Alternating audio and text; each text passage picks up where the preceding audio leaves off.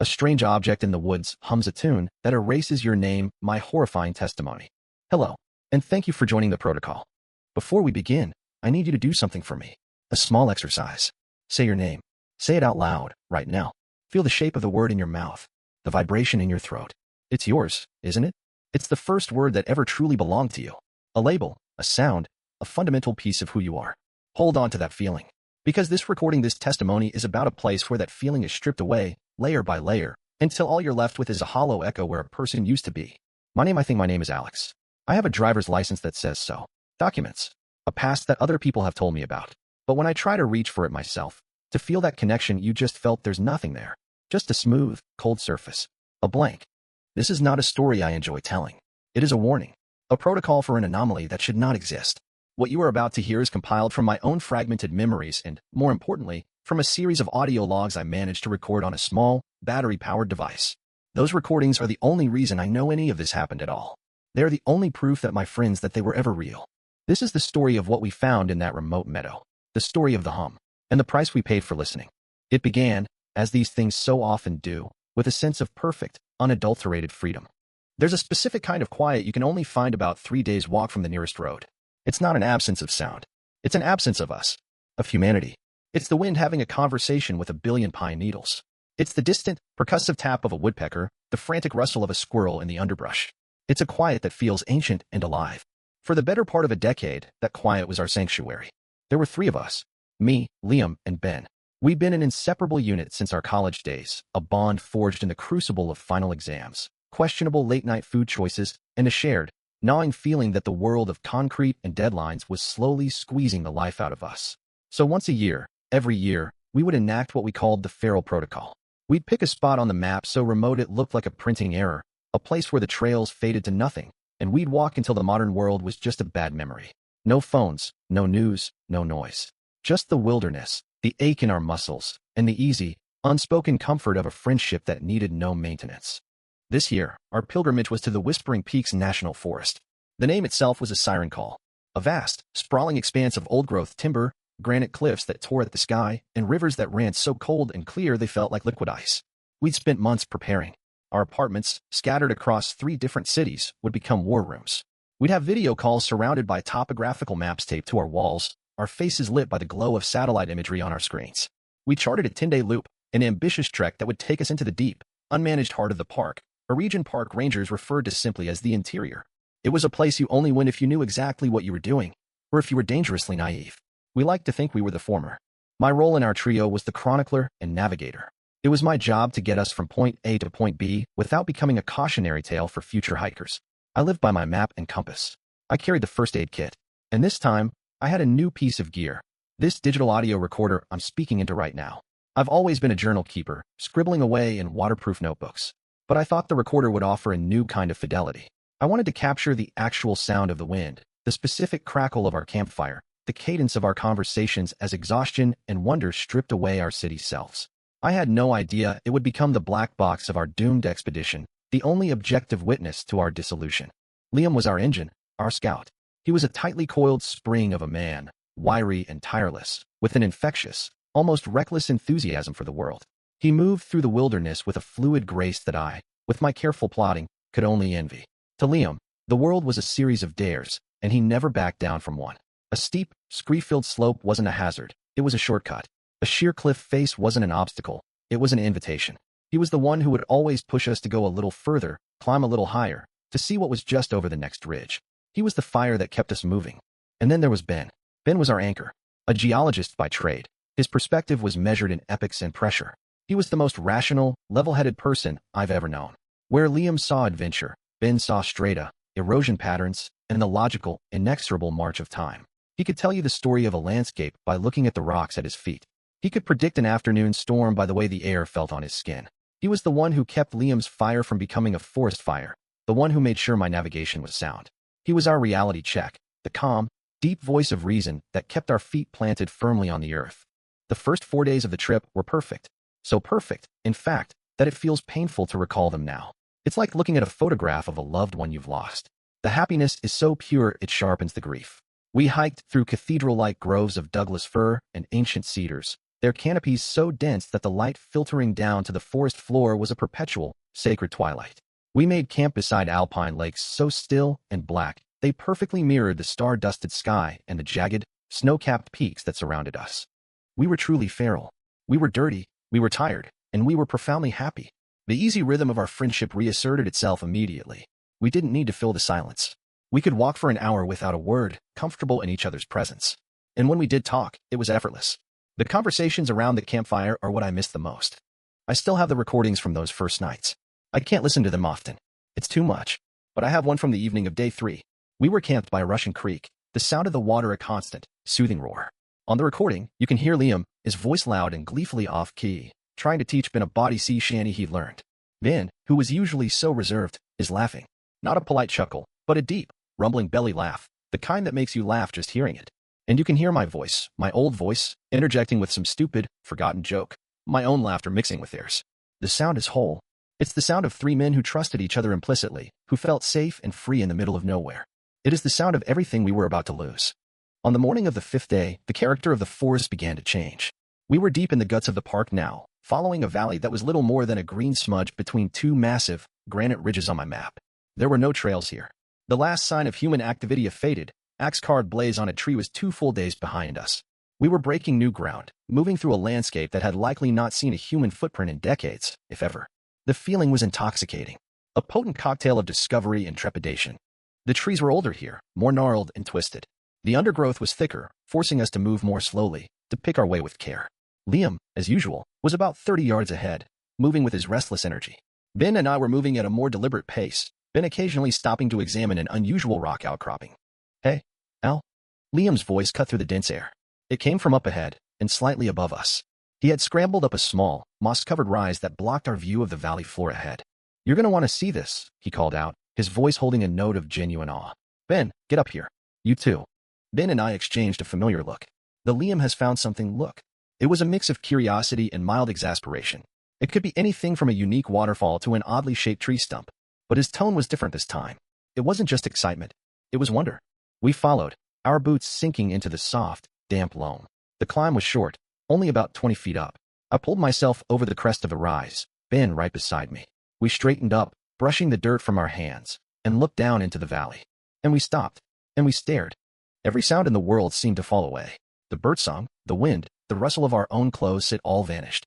Below us, nestled in the heart of this rugged, chaotic, and untamed valley, was a meadow, and it was the most impossible thing I had ever seen. The view from the top of that rise is seared into my memory with the heat of a branding iron.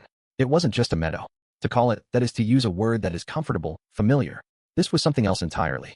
In a landscape defined by the beautiful, violent chaos of geology and biology, jagged rocks, tangled roots, trees fighting for light, this place was an island of absolute, chilling order. It was a perfect circle, not approximately circular, the way a natural clearing might be. It was a geometric absolute, as if a divine architect had descended from the sky and pressed a colossal cookie cutter into the face of the mountain. The diameter, I guess now, was about 200 yards, and the treeline was the most unnerving part. The ancient, gnarled forest didn't thin out or become smaller as it approached the edge. The trees, thick-trunked and majestic, grew right up to an invisible line and then, simply, stopped. There were no saplings testing the boundary, no roots crossing the threshold. It was not a natural transition. It was a border, a declaration. The grass within that border was a shade of green the first have never seen before or since, in nature or in art. It was an incandescent, uniform emerald, so vibrant it seemed to hum with its own light. It was like looking at a badly color-corrected photograph, except it was real and it was right in front of me. There were no weeds, no stones, no patches of brown or yellow earth, no evidence of disease or decay, just that flawless, immaculate carpet of green. And, as we would soon discover, there were no flowers. Not a single head of Indian paintbrush, no lupin, no aster. A high-altitude meadow in peak season should be exploding with color. This was a sterile monoculture. Ben was the first to give voice to the wrongness. He had his geologist's eye, the one that saw the world in terms of process and deep time. "That's unnatural," he breathed, his voice low, as if afraid to be overheard. He was already squinting, analyzing. An alpine meadow at this elevation, on this kind of granitic bedrock, it should be a riot of wildflowers. Indian paintbrush, lupin, this is just grass. I fumbled for a rational explanation, a habit of mine when faced with the unexplainable. "Maybe it's a bog," I suggested, though even as I said it, I knew it was wrong. "Some kind of unique soil composition? a mineral deposit that only supports this one species. Ben shook his head slowly, his gaze sweeping along the razor-sharp edge of the forest. The transition is too abrupt, Alex. Look at it. Geologically, ecologically, that boundary makes no sense. It's not an edge. It's a wall. Liam, of course, was already halfway down the slope. His reaction was not one of scientific analysis or cautious dread. It was pure, unadulterated wonder. The strangeness didn't repel him. It drew him in. Whatever it is, it's beautiful, he yelled back up at us, his voice echoing slightly in the strange quiet. Come on. Last one in is a rotten egg. His attempt at levity felt jarring, like a child's laugh in a funeral home. Ben and I exchanged a look, a silent conversation that passed between us. This is wrong. We should be careful. But Liam was our friend, and our momentum was forward. Hesitantly, we began our descent. The closer we got, the stranger it felt. The air in the forest had been cool and alive, filled with the scent of pine needles, damp earth, and decaying leaves. But as we stepped across that invisible, compass-drawn line and our boots first touched the surreal green grass, the world changed. The temperature rose by several degrees, the air becoming warm and completely still. And the rich symphony of the forest, the birdsong, the chittering of squirrels, the whisper of the wind through the canopy was gone. It didn't fade. It was cut off, as if someone had slammed a soundproof door behind us. The silence was absolute, a pressure against the eardrums. It was the silence of a vacuum. And in the exact center of the silent, perfect circle of green, was the object. We all saw it at the same time. Our steps faltered. It wasn't enormous, perhaps the size of a small car. A minivan, maybe, but it dominated the space completely. Its presence was immense, a point of absolute gravity in the unnatural stillness. It was a solid, geometric shape, but it was a shape that my mind fundamentally rejected. It was a standing stone, a monolith, but it had too many sides, and the angles were all wrong. They seemed to shift and reconfigure depending on where you stood. I remember blinking, trying to get it into focus.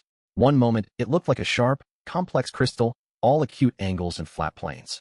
The next, it seemed to be made of soft, flowing curves, like a river stone worn smooth over millennia. It was both at once, and my brain could not resolve the paradox. The material was the strangest part. It was a deep, non-reflective black, like obsidian or cooled lava, but it had a presence that felt metallic. It didn't shine or glint in the sun. Instead, it seemed to drink the light, to pull it in and extinguish it. The space around it seemed subtly darker. The object was utterly seamless.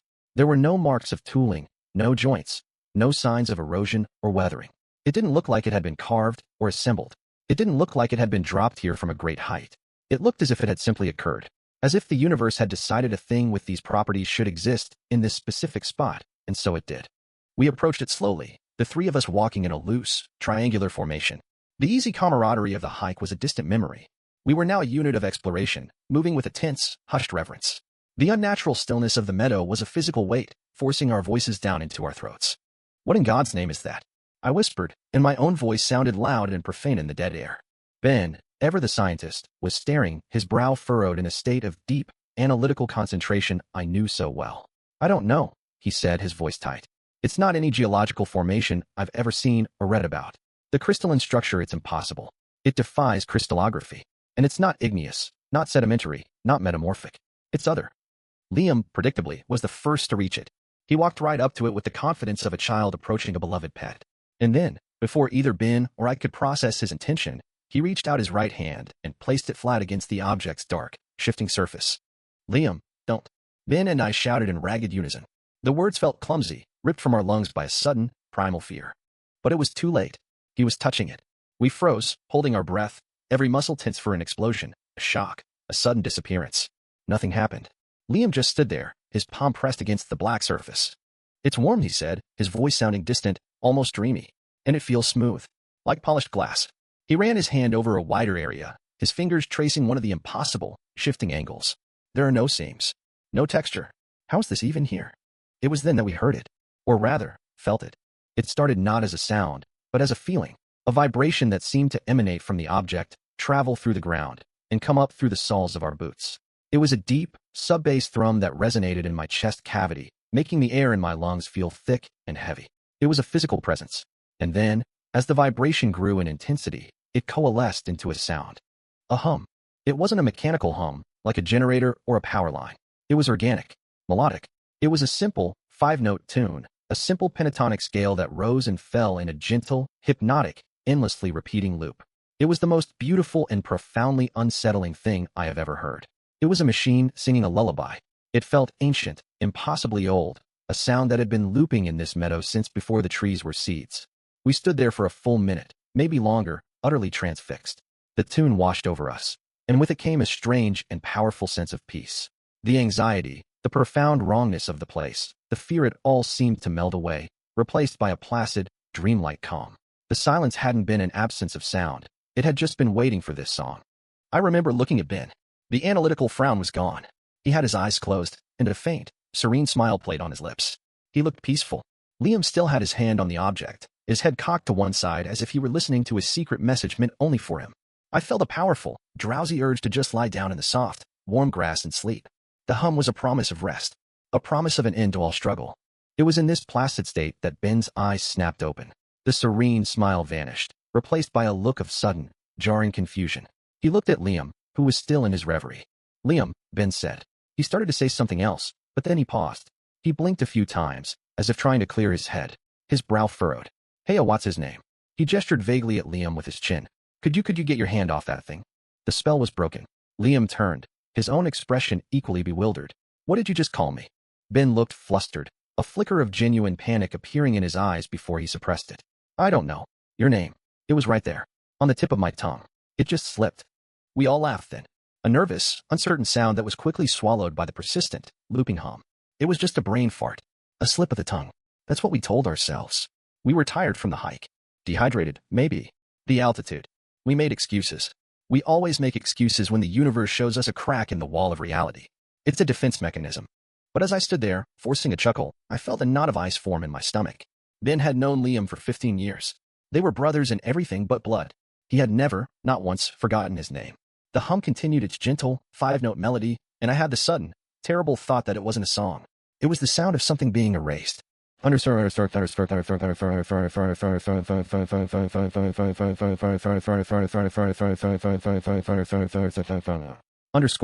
underscore, underscore. Part 3. The first veil of forgetfulness. The sun began its slow, majestic descent, bleeding across the western ridge and setting the sky ablaze. Under any other circumstances, it would have been a moment of profound beauty, a sight that would have had us reaching for our cameras, a painter's palette of fiery orange, deep violet, and soft pink. But watching it from the edge of that silent, manicured meadow, the beauty felt menacing. It was a clock, ticking down. The fading light brought with it a pressing, immediate concern. We had to make a decision. Do we camp here, in the domain of this silent, humming thing, or do we retreat into the relative normalcy of the forest and find a more conventional place to spend the night? Ben, his face a grim mask, had shaken off the last vestiges of the hum's placid call. His rational mind had reasserted control and was now screaming alarms. "I'm not sleeping here," he stated, his voice flat and absolute. There was no room for debate in his tone. "This place is a geological and ecological impossibility. We don't know what kind of radiation that thing is emitting, what gases might be settling in this bowl. We don't know the variables. We go. Now." Liam, who had finally pulled his hand away from the object, turned to face us. His eyes had a strange, glossy sheen to them, like someone still half lost in a vivid dream. "Go where?" he countered, his voice softer than usual. "Ben, it'll be pitch black in 30 minutes. You want to stumble around in that forest at night? Risk a fall? A twisted ankle? We're safer here. It's flat. It's open. No bears, no mountain lions." He gestured around at the silent emptiness. "That's what worries me, Liam." Ben shot back, his voice rising with frustration. "The silence. Why are there no animals? They're not stupid. They know something we don't. They're staying away for a reason, and I'd rather be on their side of the fence." They went back and forth, their hushed, urgent debate the only sound besides the ceaseless, looping hum. I found myself caught in the middle, a pendulum of fear swinging between them. Every logical part of my brain screamed that Ben was right. This place felt tainted, hostile in its perfection. Yet, the hum was a constant, gentle pressure, a siren song that seemed to sap my will, to make my limbs feel heavy. The idea of just staying put, of unrolling my sleeping bag on that impossibly soft grass and closing my eyes, was powerfully, dangerously seductive. Eventually, a compromise was reached, born more of exhaustion than agreement. We would camp at the very edge of the meadow, right on the tree line. Our tents would be pitched with their backs to the forest, our fire between us and the great green circle. It was a foolish compromise, a half measure that gave us the illusion of safety. We could tell ourselves we were in the forest, but we would still be sleeping within the object's sphere of influence. We were hedging our bets against a force we couldn't even begin to define. As we went about the familiar ritual of setting up camp, the profound wrongness of the place settled over us like a shroud. The simple, comforting action: sun rolling sleeping bags, assembling tent poles, filtering water felt alien here. Our movements were clumsy, our words few. The easy camaraderie of the past 4 days was gone, shattered, replaced by a tense, watchful quiet. Every so often, one of us would involuntarily glance towards the center of the meadow, where the object sat like a dark hole in the fading light, a blot of absolute blackness against the vibrant twilight. We managed to get a small fire going. In the vast, silent space, it looked small and pitiful, a flicker of defiance against an overwhelming emptiness. Its familiar crackle and pop, usually a sound of deep comfort and security in the wild, felt like a profane intrusion here. It was a nervous, chattering sound, trying and failing to compete with the deep, resonant hum that owned the silence. We ate our freeze-dried meal with our backs to the meadow, facing the dark wall of trees. Nobody spoke. The silence was thick with unspoken fear. And it was during this meal that it happened to me. The veil of forgetfulness, which had only grazed Ben, now descended on me. I was trying to ask Liam to pass the small plastic shaker of salt. A simple request. I opened my mouth, the sentence fully formed in my mind. And then nothing. The word was just gone. I could picture the object perfectly in my mind's eye. The clear plastic, the white crystalline powder inside, the red cap. I knew its function, its taste. But the name for it, the simple, four-letter word that I had known my entire life, had been surgically removed from my brain. My mind felt like a physical space, and I was reaching for something on a shelf, only to find my hand closing on empty air.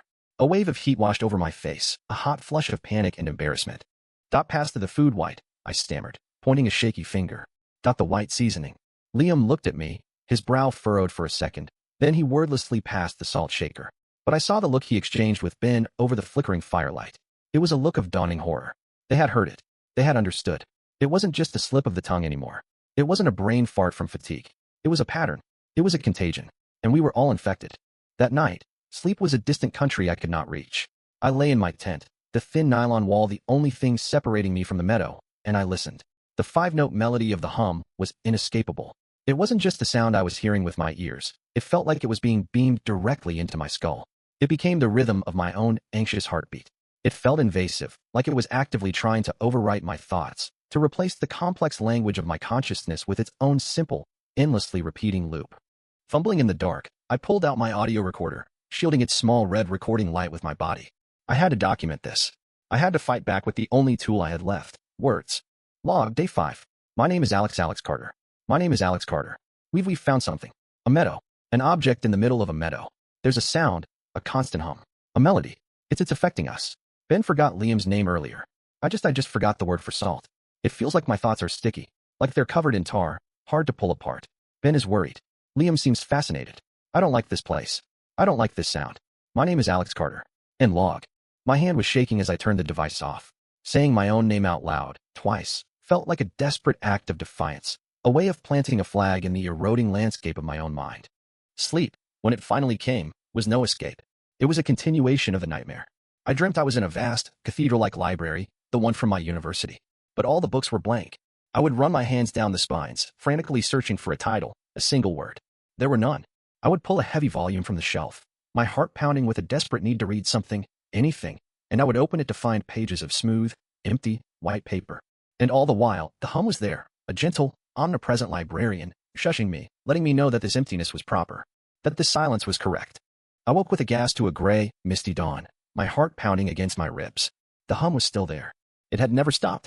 Ben was already awake, packing his gear with a frantic, desperate energy. "We're leaving," he said, not even looking at me. His voice was raw. "Right now? We don't eat. We just go." Liam emerged from his tent, stretching lazily, a strange, placid look on his face. "What's the rush, B? A buddy? Let's at least have some coffee." Ben froze, his back to us. He slowly turned, his face pale with fury and fear. "Don't call me that," he bit out. We packed in that tense, suffocating silence. Without another word, we shouldered our packs and started for the edge of the forest. The plan was simple: backtrack. Find the game trail we'd followed into the valley. Climb back over the rise we'd descended yesterday. It should have been easy. But when we stepped across the tree line, leaving the perfect grass and re-entering the forest, the world felt wrong. The familiar, almost path we had taken yesterday was gone. In its place was a tangled, impenetrable wall of thorns and ancient, twisted trees. It didn't look like the forest we'd walked through. It felt older, more menacing. "This isn't right," I said, my voice shaking slightly as I pulled out my compass. I held it flat in my palm, waiting for the needle to settle on north. It didn't.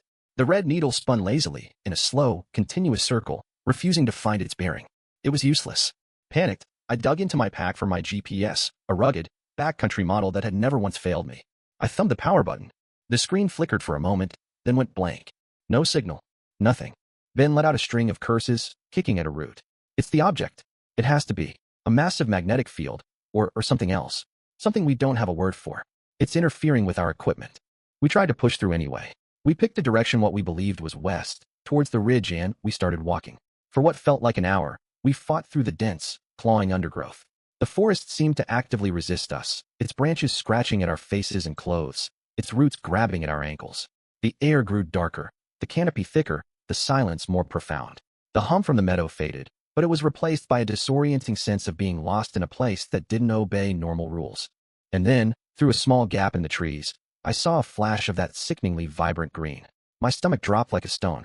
I pushed through a final wall of ferns and stumbled out of the trees right back into the meadow. We were standing not 50 yards from where our camp had been. We had walked in a perfect, horrifying circle.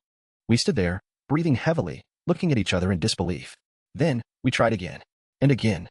3 more times we plunged into the forest, each time choosing a different direction, a different landmark to aim for. Each time, after an hour of exhausting, painful struggle, we found ourselves breaking through the tree line, stumbling back into the same impossible meadow. The forest around us wasn't a forest. It was a labyrinth, a prison wall cleverly disguised as wilderness, and it was designed to lead only to its center. We were trapped. The realization hit all 3 of us at once, a cold, heavy blanket of absolute despair. We slumped to the ground at the edge of the woods, utterly defeated. The sun was high in the sky now, beating down on us. And the object sat in the center of its domain, impassive, indifferent, humming its serene, maddening tune. It was Liam who finally broke the silence. He was no longer looking at us, or at the forest. He was staring at the object, his expression no longer one of mere fascination. It was something closer to reverence. "Maybe we're not supposed to leave," he said softly, his voice barely a whisper. "Maybe we're home." The next 48 hours were not a descent into madness. Madness implies chaos, a wild, frantic energy. This was the opposite. It was a descent into a quiet, creeping nullification, a systematic and orderly dismantling of the self. The initial, heart-pounding panic of being trapped gave way to a far more insidious kind of dread. It was the dread of evaporation. We were prisoners in a beautiful, silent, green cage, and our jailer was a humming black stone and our own dissolving minds. The despair wasn't loud. It was as quiet and constant as the hum itself. The memory loss began to accelerate at an alarming rate. It was no longer just about forgetting the names for things, the simple nouns. It was becoming structural. The building blocks of language, the very tools we used to form thoughts, were being pulled away one by one. Verbs became difficult. Adjectives, slippery.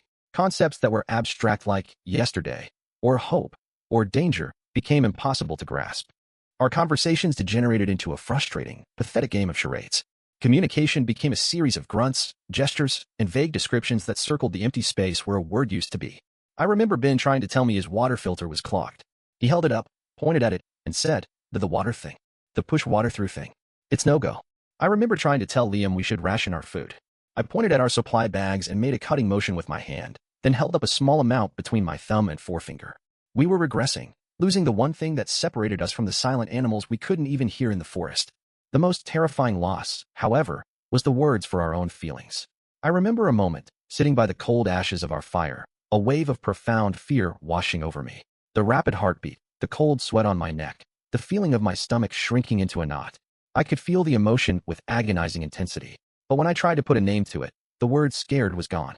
The label, the concept that allowed me to understand and categorize the sensation, had been erased. I turned to Ben, desperate to connect, to share the burden. I could only point to my own chest, my eyes wide, and mimic a shiver.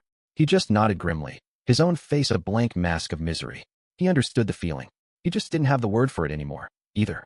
We were being hollowed out, and the hum was the solvent, patiently dissolving the intricate structures of our consciousness. It was constant, inescapable, the soundtrack to our decay. At night, it wove itself into our dreams, which were becoming less narrative and more a series of abstract colors and feelings of falling. During the day, it was the rhythm to which we ate, drank, and despaired. It felt like the 5-note melody was physically replacing the parts of our brain that stored language, filling the empty shelves of our mental library with its own simple, repeating tune. I clung to my audio recorder like a drowning man clings to a piece of driftwood. It became my anchor to what I was losing. It was my only defense against the encroaching emptiness. Several times a day, I would sneak away from the others, hiding behind a tree at the very edge of the meadow, and I would record. I had to force myself to speak, to form sentences, to fight for every single word. The effort was Herculean. Log. Day the sun has come up twice. Since we got trapped. My name is Alex Carter. My name is Alex Carter. I have to say it. To remember. The other two. My friends. I can see their faces in my head, but their names are fuzzy. Like a radio station that won't tune in. The tall one, the one who knew about rocks, he tried to break the object today. He took his rock hammer, the small metal thing for hitting, and he ran at the object. He was making a noise, a loud noise from his mouth. Screaming. The hammer had just bounced off. No sound. It didn't even leave a mark. Now he just sits. At the edge of the trees. He stares. He doesn't make mouth sounds anymore. The other one, the one with the fast energy, he is different. He spends all his time near the black thing. He just stands there. Listening. He tried to get me to touch it again. He said it wants to sing to me. I ran away. The words I have. The list is getting smaller. It is like a book with pages being torn out, one by one. I am forgetting how to think. My name is Alex Carter. In log. Our friendship, the bedrock of our lives for more than a decade, had completely disintegrated. The trust, the laughter, the shared history, it had all been erased by the hum. We were no longer a team. We were three strangers sharing a prison, each succumbing to the sentence in his own way. Then the man who knew rocks, the anchor of our group, had descended into a state of near catatonic despair. His mind, so rooted in logic and tangible evidence, had been shattered by something so utterly irrational. After his failed, desperate attempt to damage the object, a profound nihilism took hold of him. He retreated to the tree line and built a small, crude lean-to out of fallen branches and ferns, as if trying to physically wall himself off from the meadow. He was creating a barrier, a symbolic rejection of the green prison. He would sit there for hours on end, his back to the object, staring into the dark, labyrinthine forest. He refused to look at the meadow. Sometimes I would see him tracing complex geometric patterns in the dirt with a stick, geological formations, perhaps. A last, desperate attempt to impose logic on a world that had abandoned it. He was trying to will the object, and the hum, out of existence through sheer force of neglect. But the hum still reached him. I would see him in his shelter, his hands clamped hard over his ears, his body rocking back and forth in a silent, agonizing rhythm. Liam, on the other hand, had gone in the complete opposite direction. He hadn't embraced despair. He had embraced the anomaly. He had surrendered. He was no longer our Liam. He was a devotee, a high priest of the humming stone. He spent all his waking hours near it. He would sit cross-legged before it for hours, as if in meditation, his face a mask of beatific calm. Other times, he would walk slowly around it, tracing its impossible, shifting angles with his fingertips, a look of blissful concentration on his face. He stopped eating the food we brought. He would just drink water from the stream that fed the meadow. When I gestured to the food, he just smiled and shook his head. He claimed the hum nourished him. He was the most terrifying of all. Ben was broken, but Liam was converted. He would approach me or Ben's shelter, his eyes wide with the terrifying, hollow clarity. His speech was still fragmented, but it was no longer a struggle. He was no longer trying to remember the old words. He was speaking a new language, the language of the meadow. It is a gift, he would say, his voice a soft, melodic whisper that echoed the exact cadence of the five-note hum. You just have to let go. The names, the words, they are cages. They are walls. They make things heavy. Let the song wash it clean. Become quiet. Become light. He had lost his name, his memories, his passions, his very self, and he considered it an ascension. He was a smiling, empty vessel, filled only with that five-note tune. He was a walking advertisement for the abyss. And I was caught in the middle. The chronicler. The observer. My fight was not with a rock hammer, nor was it a silent protest. My fight was internal, a desperate, rearguard action against the encroaching fog in my own mind. I hoarded words like a miser hoards gold. I would spend hours walking the perimeter of the meadow, my back to the object, whispering to myself, naming things, pointing at them like a child learning the world for the first time. Tree, grass, sky, cloud, hand, foot, rock, water. I would recite the alphabet over and over.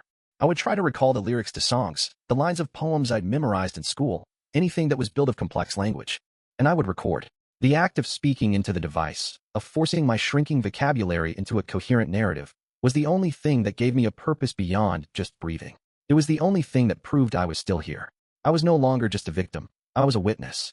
It was during one of these whispered, desperate recordings that I came up with a name for what I was doing, the Wilderness Protocol. It was a mission, a protocol for survival against an incomprehensible threat. If I was going to be erased, I would at least leave a detailed record of the eraser. The object seemed to watch us, impassive and eternal. I began to believe, with a certainty that defied logic, that it was intelligent, that this wasn't a random natural phenomenon. This was a process, a deliberate, methodical stripping of identity. But for what purpose? Was it feeding on our memories? Was it clearing our minds like a hard drive, to make space for something else? I didn't know. I still don't. All I knew was that we were lab rats in an alien experiment, and the experiment was nearing its terrifying conclusion. The breaking point arrived on what I believe was the morning of our 8th day in that place. Time had become a fluid, unreliable thing, measured only in the cycles of a sun that seemed to mock us with its regularity. The dawn was cold and gray, a departure from the uncanny warmth we'd grown used to. A thin, clammy mist clung to the blades of the unnaturally green grass, muting the world in a soft, ethereal haze. In the damp air, the hum seemed louder, more resonant, more insistent. It was no longer a background noise. It felt like the very pulse of the atmosphere. My first thought upon waking was of Ben, a primal, protective instinct that had somehow survived the great erasure. He hadn't moved from his crude shelter at the tree-line since the previous afternoon. A deep, cold fear settled in my gut. I crawled from my tent and made my way over to him, my movements slow and cautious. The mist swirled around my ankles. I reached the opening of his lean-to and peered inside. He was lying on his side, his back to the meadow, facing the dark interior of his shelter. For a terrifying moment, I thought he was dead. But then I saw the slight movement of his shoulder, a small, repetitive jerking motion. He was holding something. It was a simple, gray river stone, smooth and flat. In his other hand, he held a sharp piece of flint. And with painstaking effort, he was scratching something into the surface of the stone. I watched, mesmerized by the slow, deliberate movement. His hand was shaking so badly that the lines were jagged and crude, but the intent was clear. He was carving letters. 3 of them. B, E, N. His own name. It was the last bastion, the final fortress of his identity. He was trying to give it a physical form, to anchor it to something solid and real, to make it exist outside of his own dissolving mind. As he carved, he was whispering, his voice a dry, rasping sound. But, he was sounding it out, trying to remember the connection between the shape and the sound. It was the most desperate, heartbreaking act of defiance I have ever witnessed. This brilliant, rational man, a geologist who could read the history of the planet in a cliff face, reduced to this. To desperately scratching his own name onto a rock like a prehistoric man discovering the magic of writing for the first time. A wave of profound sorrow washed over me, a feeling so potent it momentarily cut through the fog of my own confusion. I backed away slowly, silently. It felt like I was intruding on a sacred, intensely private ritual. I left him to it. And that's when I saw Liam. I turned my gaze toward the center of the meadow, and my blood ran cold. He was standing in the epicenter of the anomaly, directly in front of the black, light-devouring object. But he wasn't just standing there. He was swaying, a gentle, rhythmic motion from side to side, in perfect time with the rising and falling cadence of the hum. His eyes were closed, and the expression on his face was one I can only describe as pure, unadulterated ecstasy. It was a look of total release, of ultimate peace. And he was humming. He was no longer just a passive listener. He was a participant. The 5-note melody was coming from his own throat, a perfect, seamless harmony with the sound emanating from the object. The 2 sounds were indistinguishable. He had synced with it. He had merged with the signal. He had become part of the song. Then, he did something that shifted the very nature of our situation. The latent, environmental threat became a direct, immediate one. He slowly raised his arms out to his sides, palms facing the object, as if in an act of worship or welcome. And he began to speak. His voice was no longer the fragmented, hesitant whisper of the past few days. It was clear. It was sonorous. And it was utterly, terrifyingly devoid of human emotion. It was like listening to a perfectly synthesized voice from a machine, imbued with a strange, holy resonance. "It is time," he said, and his new voice carried with unnatural clarity across the silent, misty meadow. "The vessel is clean. The vessel is ready." He paused, as if listening to an instruction. "The old sounds are gone. Now, the new sound can begin." He turned his head slowly, a smooth, mechanical motion. His eyes opened. They were Liam's eyes, but they were empty of Liam. They were placid, glossy, and they found me standing at the edge of the forest. There was no recognition in them. I was just an object in his field of view. "Brother," he said, and the use of that word, a word of connection we had not used in days, was a physical shock. It was a calculated choice. He was accessing a remnant of our shared past to use as a tool. "The door is open. Come. Come and listen. It is time to be unwritten. It is time to be sung." His invitation hung in the air, a beautiful, horrifying promise of oblivion. Then, his gaze shifted, moving past me, toward the tree line where Ben was hidden in his shelter. A flicker of something not annoyance, but a sense of incompleteness crossed his placid features. "The other one resists," he said, his voice taking on a colder, more clinical tone. "He clings to his broken sound. The namestone. He must be helped. He must be made quiet." That was it. That was the moment I knew. This was no longer a passive phenomenon we were trapped within. It had become active. Liam, the thing that was now wearing his body like a suit, was no longer just a convert. He was an agent of the object, a missionary, and Ben and I were the uncooperative heathens who refused to bow to the new god. The siren's call had become a command. A jolt of pure, primal adrenaline shot through me, so powerful it was like being struck by lightning. It burned away the fog, the lethargy, the despair. There was only one imperative left: run. I scrambled back to bench shelter, crashing through the ferns. Get up, I hissed, my voice hoarse with a panic so intense it was almost silent. We have to go. Now. We have to run. I grabbed his arm. He looked up at me, his eyes wide. The catatonia was gone, replaced by a raw terror that mirrored my own. He had heard it too. He had heard the verdict in Liam's new voice. He dropped the namestone and the piece of flint from his hands. They fell to the dirt with a soft thud. He nodded, a single, sharp jerk of his head. We didn't have a plan. There was no time for a plan. There was no direction, no strategy. The only plan was away. We left everything. Our tents, our packs filled with food and water, my precious audio recorder sitting inside my tent. None of it mattered. Possessions were meaningless. Survival was all that was left. We chose a direction at random, one of the compass points we hadn't yet tried, and we ran. We burst through the tree-line together, a shared, ragged scream of pure animal terror tearing from our throats. We didn't look back. We just ran. For the first time, I didn't care if we were running in a circle. I just cared about putting distance, any distance, between us and that song. Behind us, I could hear Liam's voice. He wasn't shouting. He wasn't giving chase. He was just humming. The 5-note melody, amplified, carrying through the trees with an unnatural clarity. A shepherd calling his lost sheep. And the most terrifying part was it was working. Every note was a hook in the back of my mind, a physical pull, begging me to stop, to turn around, to go back to the peace, to the quiet, to go home. The forest was a nightmare. It wasn't just a collection of trees and bushes. It was a living, malevolent entity.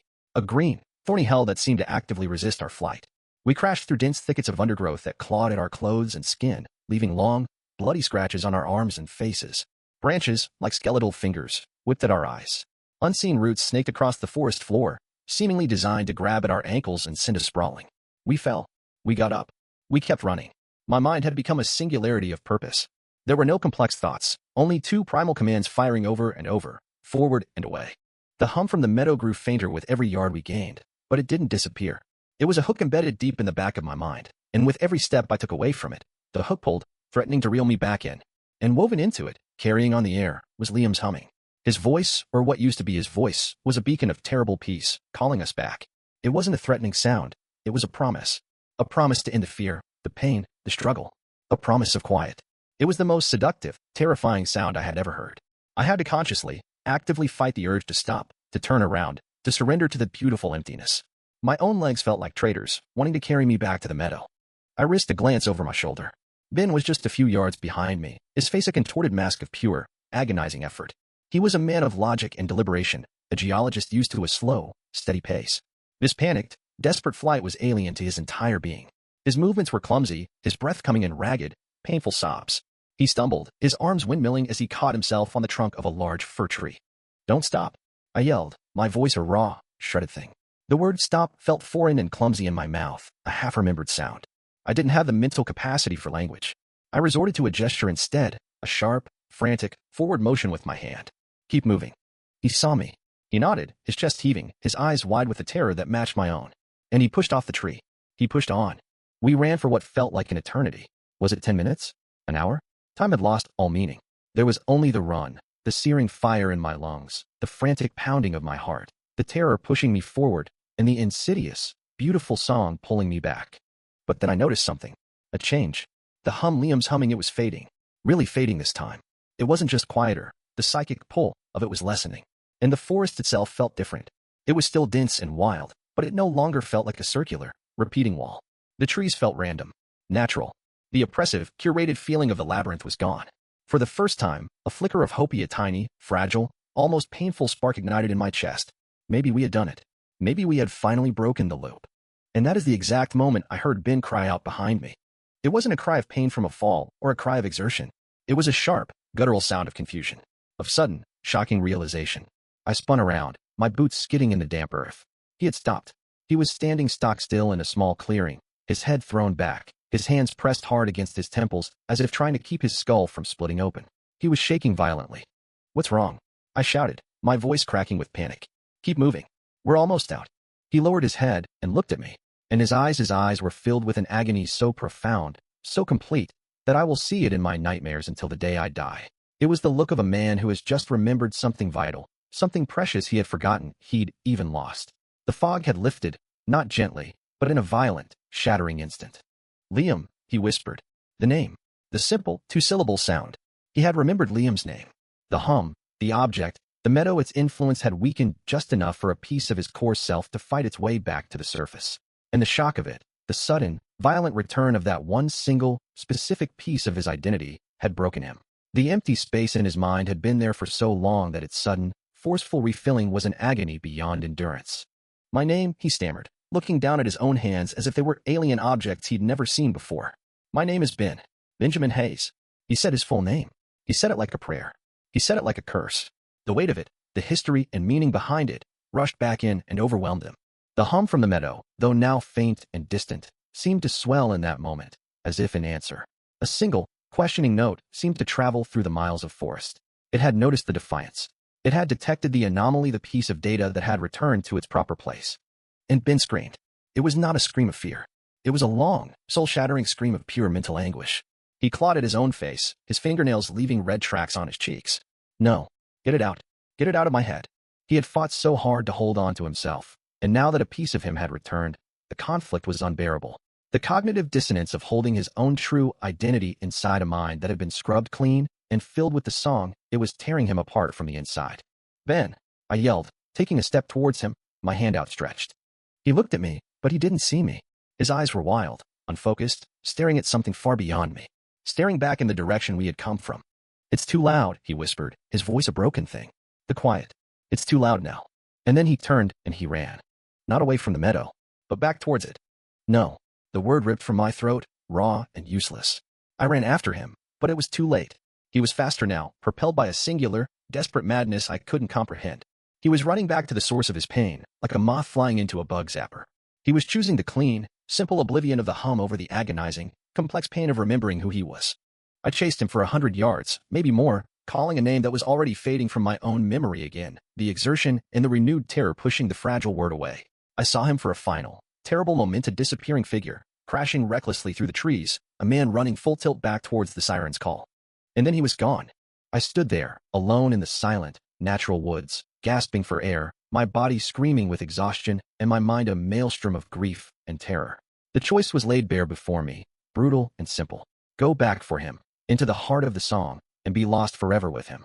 Or keep running and live. I don't know if it was courage or cowardice. I don't know if it was the instinct for self-preservation or an act of ultimate betrayal. I will carry that question with me for the rest of my life. But I turned, and I ran. I ran with tears I couldn't name streaming down my face. I ran until my lungs felt like they were packed with hot coals and my legs were numb, dead things. I ran until the hum was well and truly gone, not even a memory of a whisper in my mind. I ran until I stumbled out of the woods and fell, collapsing onto the rocky bank of a rushing stream, and I didn't have the strength to get up. I lay there for a long time, my face half in the icy water, the sound of it rushing over the rocks filling my ears. It was the most beautiful sound I had ever heard. It was a random sound, a natural sound. It wasn't a loop. It wasn't a song. It was just water. I had escaped, but I was alone, and I was already forgetting why. I don't remember the next day, or the day after that. My memory of that time isn't a narrative. It's a series of disjointed, sensory flashes, like corrupted frames from a damaged film. I remember the sharp, metallic taste of cold water from the stream, a taste I will forever associate with survival. I remember the feeling of damp, springy moss under my cheek as I lay on the forest floor, too exhausted to move. I remember the blur of a green canopy passing overhead as I walked, though I have no memory of the decision to stand up and move. Some primal, reptilian part of my brain, untouched by the hum, must have taken over, driven by the simple imperatives of survival: water, shelter, forward. The next thing I remember with any genuine clarity is the sound of tires on gravel. A low, crunching sound that was so profoundly and beautifully human, so rooted in the world I had lost, that it cut through the fog. I was lying on the soft shoulder of a dirt logging road. A beat-up, rust-colored pickup truck had stopped a few feet away, its engine idling with a reassuringly imperfect rattle. A man with a kind, weathered face and a tangled gray beard was leaning over me. He wore a flannel shirt and a concerned expression. He was asking me questions. Simple questions. What was my name? Where did I come from? Was I okay? I tried to answer him. I knew he was offering help. I could feel a sense of gratitude swell in my chest. I opened my mouth to form a word, any word. Help. Lost. Water. But the words weren't there. The pathways in my brain that connected thought to speech had been severed. Instead, what came out of my mouth was a soft, perfectly pitched, 5-note melody. I had carried the song with me. It was the only language I had left. The change in the man's expression is a memory that is burned into my mind with perfect, painful clarity. The kindness in his eyes vanished, replaced instantly by a wide-eyed, primal fear. The fear of the deeply unnatural. He physically recoiled from me, taking a step back as if I had tried to bite him. He had encountered something that his worldview had no category for. He helped me to my feet and guided me into the passenger seat of his truck, but he did it with the cautious, distant movements of someone handling a venomous snake. He didn't speak to me again for the entire long, bumpy ride into a town that was little more than a gas station, a general store, and a sheriff's office. I spent weeks in a hospital in a larger town down the mountain. They called me John Doe. They ran every test imaginable. Physically, I was remarkably healthy, suffering only from severe dehydration, malnutrition, and a web of scratches and bruises. But mentally, I was a ghost. I couldn't speak. I couldn't write.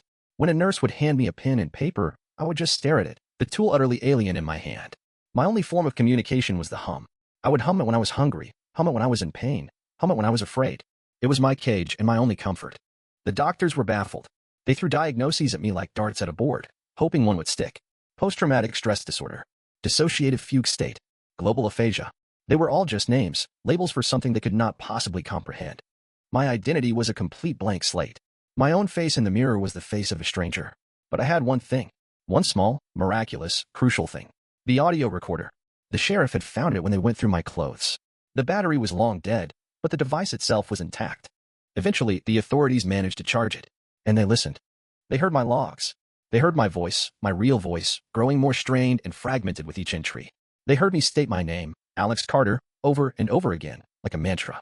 They heard me talk about my two friends. They heard my descriptions of the meadow, the object, the hum.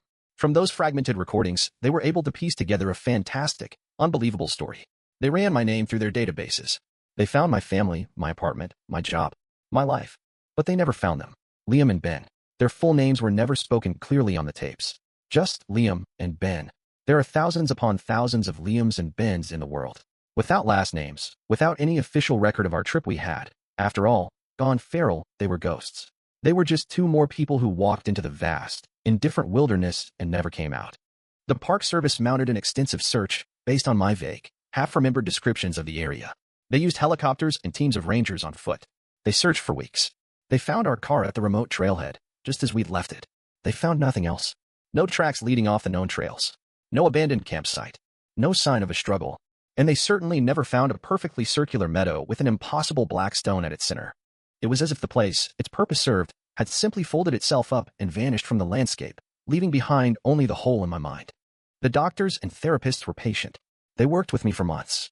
They taught me how to speak again, word by word, like a child learning for the very first time. They showed me photographs of my family, of my friends, telling me stories about a life I could not remember living. They gave me back my name, Alex Carter. I can say it now. I can write it down. But it feels borrowed, like a coat that doesn't quite fit. When I say the name, I don't feel the connection that you feel to yours. It's just a sound I've been taught to respond to. The hum is gone from my voice. I can speak, but it's not gone from my head. Sometimes, late at night, when the house is quiet and the world is still, I can still hear it. That simple, serene, five-note tune. A faint echo in the silence. A psychic scar. A reminder of what I lost. And what I ran from. I can't remember Ben's face clearly anymore. If I try to picture him, the image is blurry, like a photograph left out in the rain. I know he was tall. I know he was brilliant and kind. I know he loved geology. I know he carved his name on a stone in a last, futile act of defiance. But his features, the specific curve of his smile, the color of his eyes, they've been smoothed over by the song. I can't remember Liam's last name at all. I remember his reckless energy, his loud laugh. I remember the terrifying, blissful smile on his face as he swayed before the monolith, a new prophet for an alien god. But the rest of him, the person he was before the meadow, is gone. They are ghosts in my head, nameless echoes. And the worst part, the question that haunts my quiet moments, the fear that keeps me awake at night, is wondering if I am any different. I have a name. I have a story, pieced together from recordings and the memories of others. But am I really Alex Carter? Or am I just an empty vessel that managed to escape before the old sounds were completely erased? Am I a flawed copy, a corrupted file with just enough data remaining to simulate a person? I started this channel, The Wilderness Protocol, for one reason and one reason only: to create a record, to send out a warning. There are places in this world, blank spots on the map, that are not meant for us. They are older than we are, and they operate on rules we will never comprehend. They are prisons, or laboratories, or temples to forgotten gods that are best left forgotten. So I am telling you this story, the full, terrible truth of it, as best as I can reconstruct it. Do not go looking for the whispering peaks. Do not go looking for a meadow of perfect, silent grass. And if you are ever deep in the wild, far from the safety of the known world, and you hear a sound that is too beautiful, too perfect, too serene. Run, run, and don't stop. And hold on to your name. Say it out loud. Hold on to it with everything you have. Because once it's gone, you might never get it back. Thank you for listening. The purpose of this protocol is not to entertain, but to document and to warn. If this story, this testimony, has resonated with you, please consider sharing it. The more people who are aware that these phenomena exist, the fewer who might stumble into them unprepared. Subscribe for more case files. Every story shared is another small light against the deep darkness. Be safe out there, and be careful what you listen to. The Earth is drawing blueprints, the unexplained horror of the Ironwood anomaly. Hello, and welcome back to the Wilderness Protocol.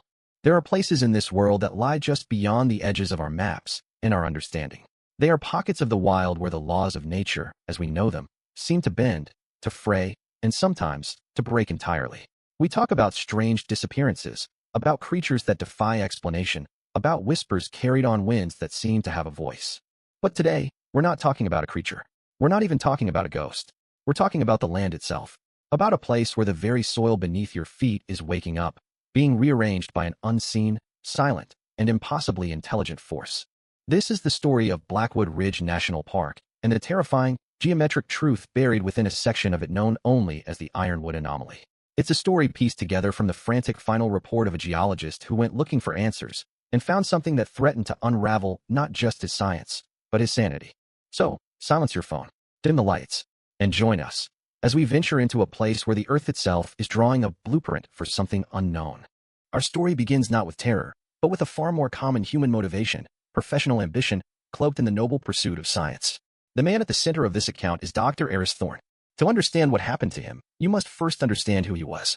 Aris was a geophysicist in his late 40s, a man who had built a respectable career on the bedrock of logic and empirical evidence. He was, in the truest sense of the word, a debunker. He didn't chase mysteries, he solved them. He was the man universities called when local folklore threatened to overshadow geological fact.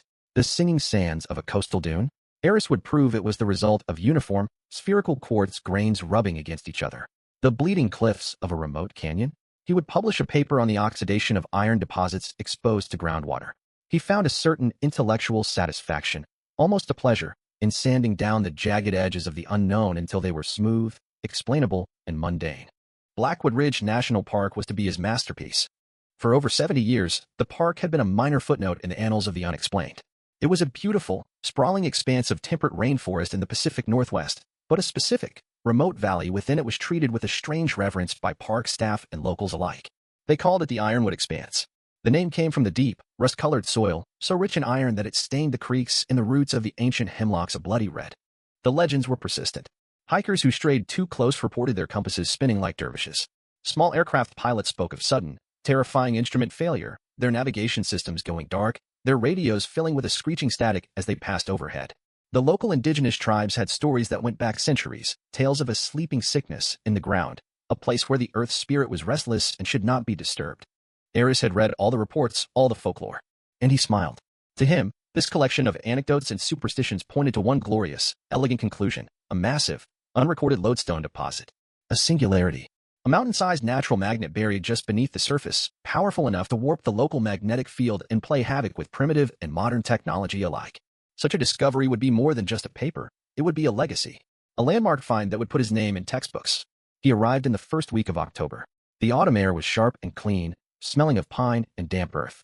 The park was a riot of color, a final, defiant blaze of life before the coming winter. He stopped in the small town of Hemlock Creek, the last bastion of civilization before the park entrance, to pick up final supplies. The woman behind the counter of the general store, a local with eyes that had seen more than a few harsh winters, noticed the high-tech gear in the back of his truck. Headed up to the ridge? She asked, her voice flat. That's right, Aris replied, cheerful. Doing some geological survey work. Up in the Ironwood area. The woman's smile didn't reach her eyes. She slid his purchases across the counter. The expanse, we call it. Be careful up there. The ground, it doesn't like to be bothered. Aris just nodded politely, paid his bill, and left. He'd heard it all before. Every mysterious place had its gatekeepers, its local prophets of doom. To him, their warnings were just more data, artifacts of a pre-scientific worldview. They were the very thing he was here to correct. He drove deep into the park, as far as the ranger's service road would take him. From there, it was a 5-mile hike to his chosen location. He established his base camp with the meticulous precision that defined his entire life. It was just outside the estimated boundary of the anomaly, a safe zone, where his instruments behaved as they should. He laid out a high-tech tent, a solar charging array, and a satellite uplink for communication. He had digital magnetometers, GPS trackers, soil composition kits, and a drone for aerial mapping. But alongside all this modern equipment, he had his talismans of the old ways. A stack of paper maps, a ride-in-the-rain notebook for handwritten observations, and his most prized possession, a beautiful, heavy brass compass manufactured in the early 20th century. It had belonged to his grandfather, a surveyor. Arish trusted its simple, incorruptible mechanics more than any satellite. It was a pure instrument, responding only to the fundamental forces of the planet. On the first morning, he woke before dawn. The air was cold enough to see his breath. After a quick breakfast of black coffee and oatmeal, he shouldered a light pack with his essential gear and began his first trek into the Ironwood expanse. For the first mile, everything was normal. The forest was alive with the chattering of squirrels and the distant call of a raven. His GPS unit functioned perfectly, tracking his position to within a few feet. He held his grandfather's compass in his palm. The magnetized needle pointed faithfully, resolutely north. Then, he crossed the line. There was no sign, no change in the flora. It was an invisible, silent threshold. But he felt it. The ambient noise of the forest seemed to recede. The squirrel chatter vanished. The bird calls ceased. The silence that fell was profound, heavy, and unnatural. It was the kind of quiet that makes you aware of the sound of your own blood pulsing in your ears. He glanced at his GPS. The screen was flickering. The satellite lock was gone, the coordinates dancing between random numbers and error messages. He switched it off. It was as he expected. He looked down at the compass. The needle was no longer pointing north, but it wasn't spinning wildly, as the hikers' tales had suggested. That would have indicated a chaotic, messy magnetic field. This was something different. The needle shuddered for a moment, as if caught between two powerful forces, then it swung with a slow, deliberate grace and locked into place, pointing directly east, deeper into the valley. It was perfectly still, as steady as if it were pointing to the true magnetic North Pole. Eris stopped, a slow smile spreading across his face. This was it. This was confirmation.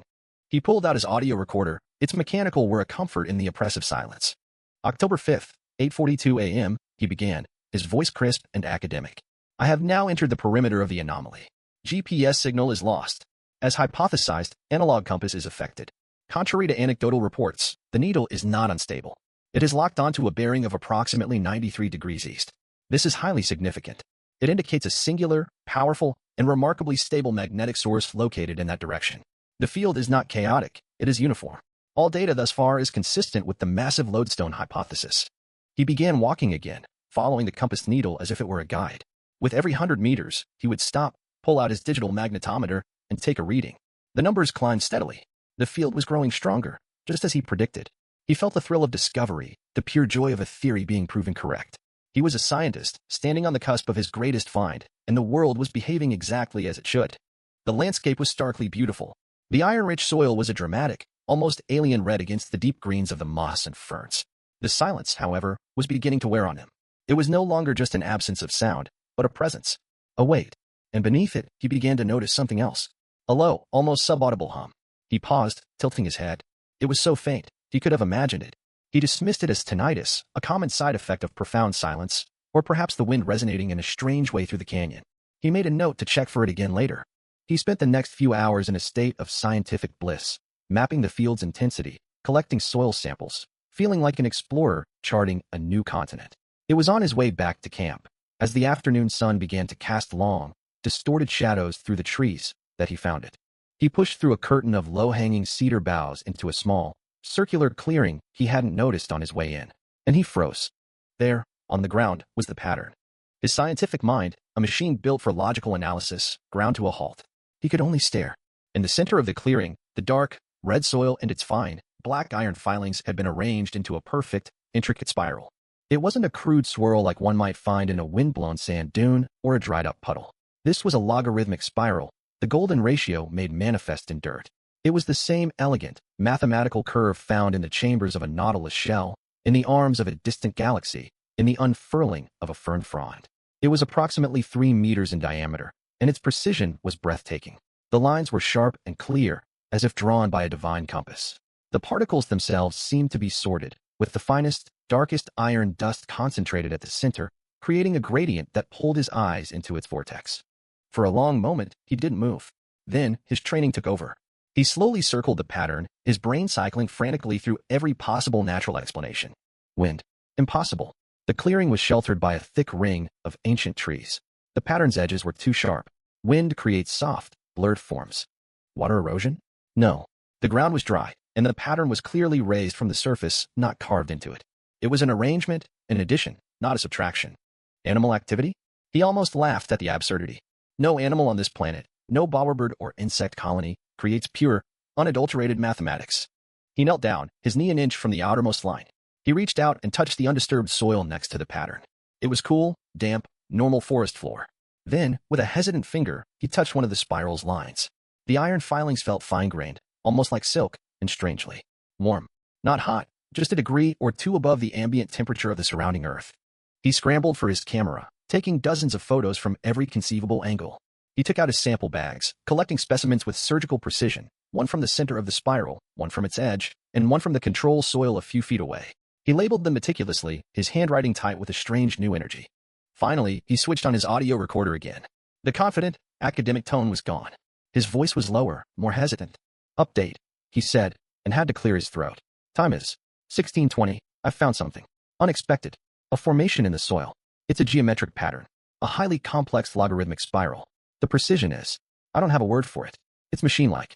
I have ruled out aeolian and fluvial processes. I've ruled out biodisturbance.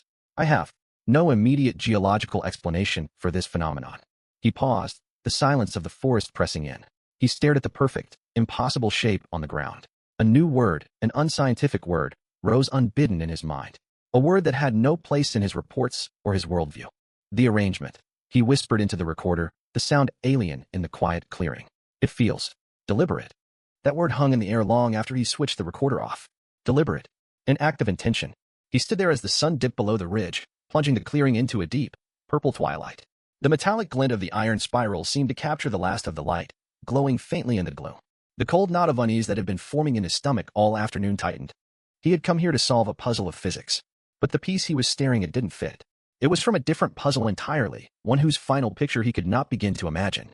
He turned and walked back towards his camp, but this time, he felt the distinct and unnerving sensation that he was being watched. Not by an animal in the trees, but by the very ground beneath his feet. A scientist's greatest tool is the assumption of a consistent universe. The belief that an experiment, repeated under the same conditions, will yield the same result. It is the foundation upon which all reason is built. Eris Thorne went to sleep that first night with his mind racing, but still clinging to the edges of this foundation.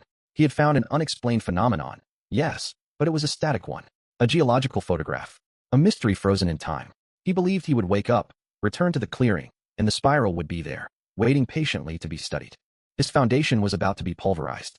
He rose with the first hint of gray light, foregoing his usual methodical morning routine. The pull of the clearing was too strong. He grabbed his pack and set off into the pre-dawn gloom, the strange, heavy silence of the expanse enveloping him once more.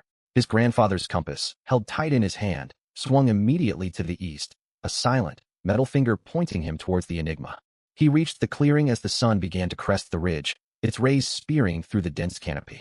He pushed aside the same cedar boughs, his heart pounding with a mixture of excitement and a new, unfamiliar anxiety. He looked at the spot where the spiral had been. It was gone. The shock was a physical blow. For a moment, his mind simply refused to process the information. He looked around, convinced he had come to the wrong clearing. But no, there was the familiar gnarled oak to his left, the moss-covered boulder to his right. This was the place. The spiral, the perfect, 3-meter logarithmic spiral he had photographed and sampled and obsessed over, had vanished as if it had never been. In its place was a new pattern. He stepped fully into the clearing, his boots crunching softly on the forest floor. He felt a wave of vertigo, a sense that the world itself was fundamentally unstable. The new design was even more complex, even more unervingly precise than the first. It was a series of 10, perfectly concentric circles. The outermost circle was a flawless ring of dark iron dust, nearly 4 meters in diameter. Each subsequent circle, moving inwards, was composed of slightly different-sized ferrous pebbles, creating a textured, tiered effect. And bisecting these circles were 12 perfectly straight lines, radiating from a single central point like the spokes of a wheel or the cardinal points of a compass rose. The entire construction was flawless. It looked less like a geological formation and more like an engineering diagram that had been printed onto the earth. Eris stumbled backwards, his hand coming up to his mouth. This changed everything. This was not a fossil. This was not a remnant of some past event. This was an active, ongoing process. The ground beneath his feet was a canvas, and some unseen, silent artist was creating new work overnight. He pulled out his audio recorder. His breath was ragged. October 6th, 7:15 a.m. He stammered, the words catching in his throat. The spiral formation is gone. It has been replaced. A new pattern. Concentric circles intersected by radial lines. The rate of change is inconceivable. This is not geology. This is something else. He abandoned the rest of his planned survey. His systematic grid, his careful mapping of the field's intensity, it all seemed laughably irrelevant now. The real mystery wasn't the strength of the field, but the intelligence that was clearly wielding it. He spent the rest of the day in a frantic, obsessive hunt, pushing deeper into the expanse, not following his compass, but following his intuition, looking for other clearings, other canvases. He found them. The second one he discovered was in a low, marshy area, where the dark, iron-rich mud had been sculpted. It was a honeycomb lattice of perfect hexagons, interlocking seamlessly, stretching for nearly 20 meters. He stood at its edge in utter disbelief. The hexagonal structure is one of the most efficient shapes in nature, used by bees to build their honeycombs because it provides maximum storage with minimum material. It's a principle of engineering. To see it rendered on this scale, in mud, by an unseen force, was terrifying. It implied a knowledge of physics, of mathematics, of efficiency. It implied a mind. Later that afternoon, he found the third pattern, and it was this one that truly shattered the last vestiges of his scientific composure. On a flat, rocky outcrop, the fine layer of iron dust had been arranged into a Sierpinski triangle. For those unfamiliar, a Sierpinski triangle is a fractal, a shape that endlessly repeats its own form at smaller and smaller scales. It is a concept born from pure, abstract mathematics. It is something a professor draws on a chalkboard or a computer program generates. It does not simply appear in nature. A snowflake has fractal-like properties, as does a coastline, but those are the results of chaotic, repetitive processes. This was different. This was the pure, platonic ideal of the fractal, rendered in iron dust on a rock. He sat on a fallen log, his head in his hands, the hum of the forest seeming to grow louder, more insistent. It's impossible, he murmured to himself, over and over. It's impossible. His audio log from that moment is chilling to listen to. It's demonstrating mathematical principles, he says, his voice strained. The hexagonal lattice, the fractal geometry. These are not random patterns. They are expressions of complex ideas. The magnetic field. It's not just a brute force. It's being modulated, focused. The lines of force are being manipulated with the precision of a laser, acting like millions of microscopic tweezers, sorting and arranging individual grains of soil. It's like a magnetic 3D printer, and the entire valley is its print bed. By the third day, the anomaly was no longer just an external phenomenon to be studied. It began to invade his own body. It started as a dull, persistent headache, a feeling of pressure at the base of his skull. He tried to dismiss it as dehydration or stress, but then the second symptom began, a distinct and deeply unpleasant metallic taste in his mouth. It was coppery and sharp, like licking a battery. As a geophysicist, he knew exactly what this meant. Electromagnetic induction. The powerful, fluctuating magnetic field he was walking through was inducing tiny electrical currents in the salty, conductive fluid of his body, in his nerves, in his brain. He was no longer a detached observer, protected by his scientific objectivity. The experiment was now including him in its design. He was becoming part of the apparatus. That afternoon, driven by a desperate need for a new perspective, he decided to deploy his drone. It was a state-of-the-art quadcopter, a marvel of engineering worth several $1,000s. He reasoned that an aerial view might reveal a larger picture, a connection between the patterns that was invisible from the ground. He returned to the relative safety of his base camp to launch it, not wanting to risk its sensitive electronics deep inside the field. The drone lifted off with a satisfying whir, climbing swiftly above the autumn canopy. The video feed, transmitted to his controller, was stunningly clear. He saw the park spread out below him, a tapestry of gold, orange, and deep green. He flew it towards the expanse, and from 100 meters up, the patterns were even more awe-inspiring. He could see the perfect geometry of the compass rose, the startling regularity of the honeycomb lattice. They looked like bizarre crop circles, hidden away in the deep woods. He maneuvered the drone towards the Sierpinski triangle, his fingers nimble on the controls. He was a skilled pilot.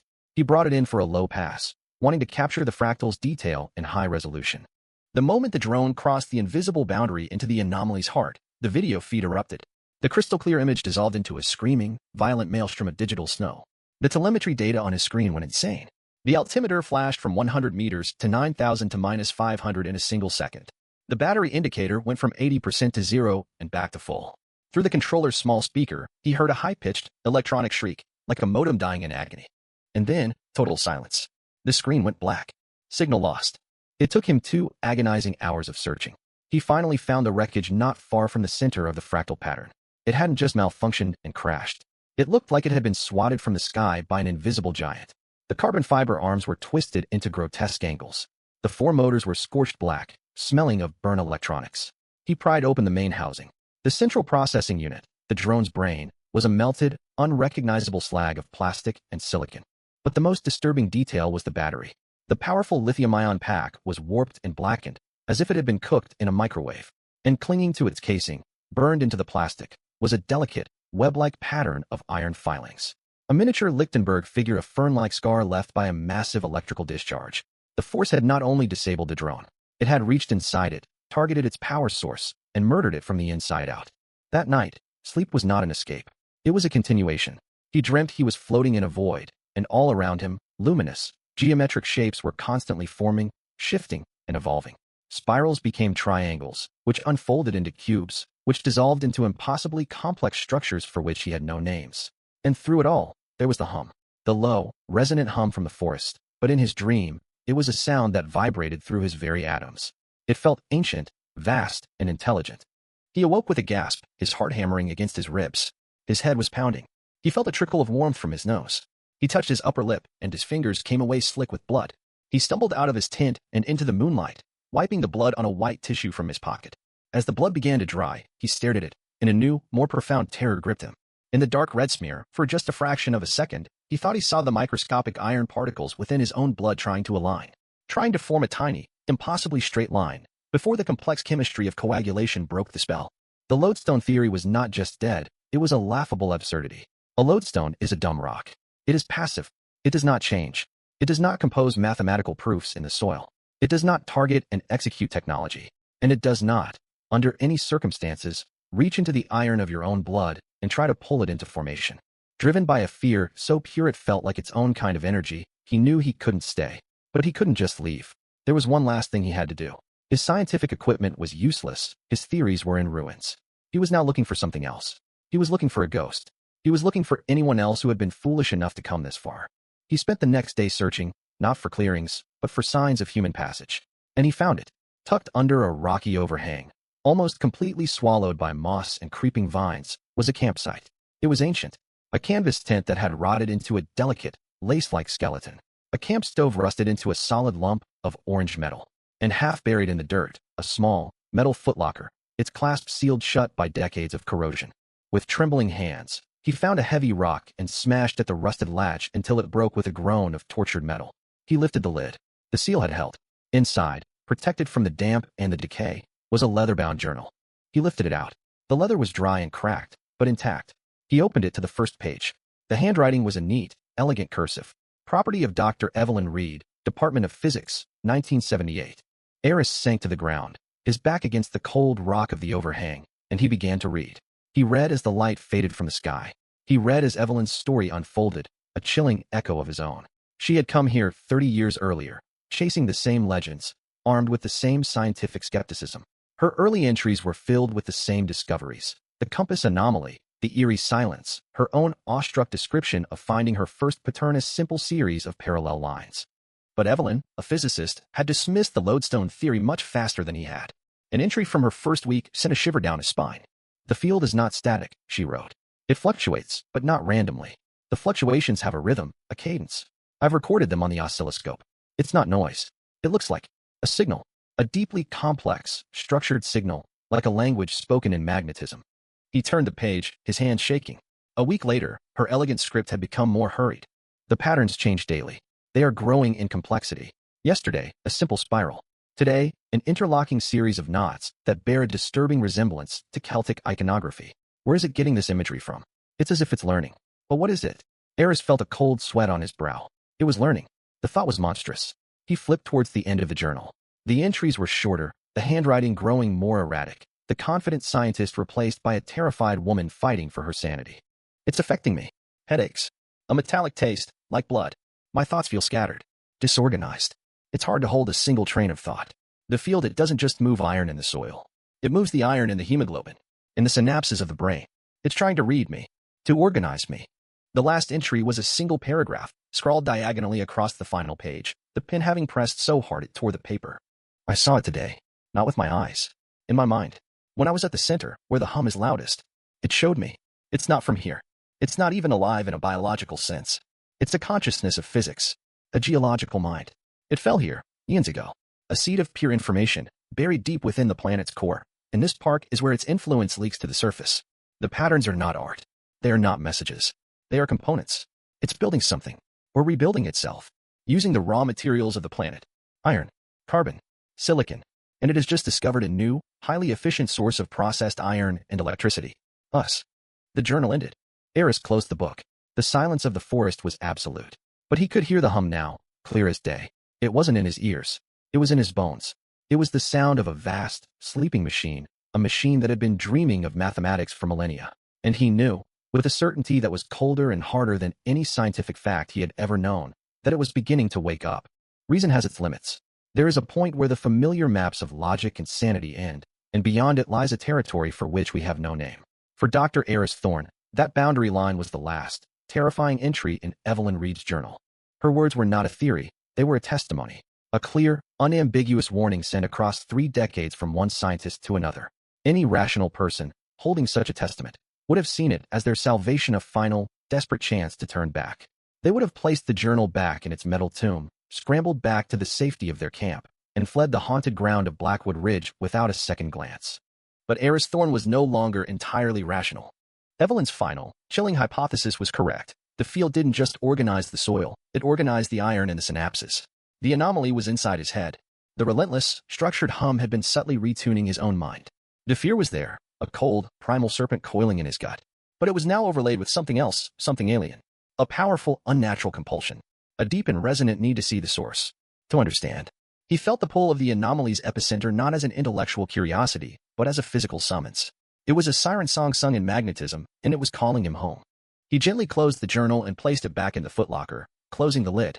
It was a silent act of respect, a monument to the woman who had walked this path before him. He left her camp, her warning unheeded, and turned his face east, towards the direction his compass and now his very soul is pointing. He began to walk.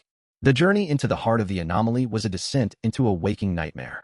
The character of the forest transformed around him. The towering, healthy hemlocks and cedars gave way to stunted, twisted trees. Their branches grew in grotesque, reaching shapes, all straining away from a central point in the valley, as if recoiling from a source of invisible radiation. The very air grew thick and heavy, charged with a palpable energy that made the hairs on his arms stand on end and vibrated in the fillings of his teeth. The metallic taste in his mouth intensified until it was a constant, coppery burn, so strong he felt he might gag. His vision began to swim at the periphery, and the vibrant autumn leaves seemed to shimmer with an oily, rainbow-like sheen, an effect of the powerful field bending the very light. And the patterns there were no longer confined to discrete clearings. They were everywhere. The land itself had become a single, vast, interconnected circuit board. The iron in the soil now flowed in intricate, geometric rivers across the landscape. They climbed the trunks of the twisted trees in spiraling, vine-like formations of black and red dust. They arranged the pebbles in the shallow, rust-colored creeks into perfect, crystalline lattices and wave-like interference patterns, as if demonstrating the principles of quantum physics. The geometry had evolved far beyond the simple shapes he had first discovered. He was no longer seeing spirals and triangles. He was seeing blueprints, but they were not blueprints for anything human. Stretched across an entire hillside, etched into the red earth, was a design that looked like an unholy fusion of an anatomical diagram and an engine schematic. He could make out what looked like a branching, vascular system, like arteries and veins, but they were intertwined with things that looked disturbingly like pistons, gears, and energy conduits. On the floor of a dry lake bed, a vast, circular pattern resolved itself into an astronomical chart. He stared, mesmerized, at the alien constellations, the unfamiliar galactic swirls and nebulae. It was a star map, but of a sky seen from a world impossibly far from home. He understood then, with a surge of pure, intellectual terror that was almost worse than the physical fear, what Evelyn Reed had meant. It's building something, or rebuilding itself. The anomaly wasn't just making art. It was thinking on paper. It was using the soil of this world as its drafting table, sketching out the schematics of its own nature, its technology, its home galaxy. It was an exile, trying to remember itself. Finally, he stumbled out of the twisted woods and stood at the edge of the epicenter. He was looking down into a wide, shallow bowl in the earth, a perfect circular depression about 100 meters across. It was a place of absolute sterility. No trees grew here. No bushes, no ferns, not even a single blade of grass dared to sprout. The ground was a single, unbroken surface of dark, metallic-looking soil, polished to a dull sheen. And it was covered in a single, unified pattern of such breathtaking, labyrinthine complexity that his mind could barely comprehend it.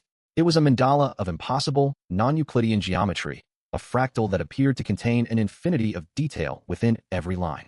The closer he looked, the more intricate it became, receding into microscopic levels of structure.